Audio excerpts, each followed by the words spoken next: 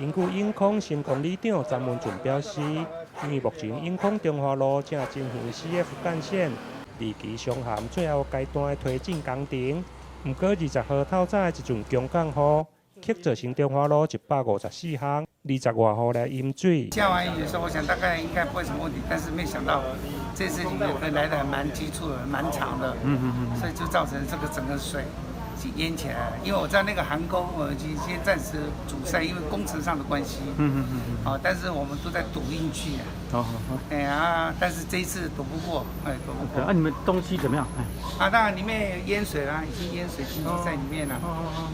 还有一些家具可能有一些部分已经有在损坏了。来得很快啊，然后就是已经有拿那个毛巾挡一下，还是就是它会直接从旁边涌进来了。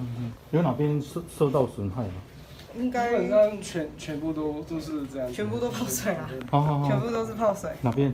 就是基本上全部的东西都。就是整个房子都，就是它的水位就是这么高。因为连同厕所跟后面全部都是。对。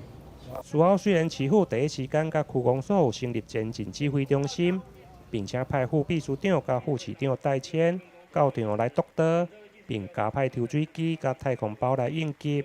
后来调查，发现是施工单位当初施工的时，将原先旧的箱涵来拆掉的。对此，市府上午嘛派水利局长韩荣华甲永康区长前往慰问，除了地震每户15000块的慰问金。另外，嘛将追究包厢的责任，要求对受灾户的损失来提出赔偿。我们的市民朋友来做一个关心。那后续的一些的排水的改善的工作，我想我们水利局大概也会持续来做一个办理。那相关的一些应急的工作呢，在昨天也针对那个中华一路的一些的新设的一个涵管的打出防卫排水部分，昨天在晚上6点那也完成了那周遭的一些相关的一些太空包抽水机组大概也完成相关布设。那我想我们在那个明后天的一些开始会有一些强降雨发生，那水利局随时在这边也都会有人员的一个在这边进驻在待命会随时在这边的一个水情做一个相关的手势，会进行相关的一个应变。这次淹水事件上面呢，这个厂商呢，他们应变呢有所不及，导致这一场水灾的发生。那我们当然也很感谢，经过事后的一个检讨，大家的同心齐力呢，把这个水患呢做一个善后，以及呢应该改进的项目呢，在昨天的下午6点30分以前呢，已经全部就位完毕，已经全部都改善了。因应今天礼拜一以及明天礼拜二的大雨，我们希望呢能够度过这一次的雨势。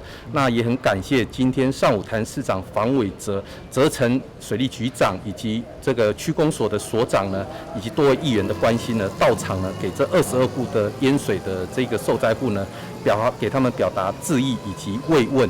虽然市府要求包厢伫个昨紧急将旧的箱涵来拍通。不过，里长甲住户嘛烦恼未来这波的每户方面，因此现场较低的所在，太空包仍然是维持。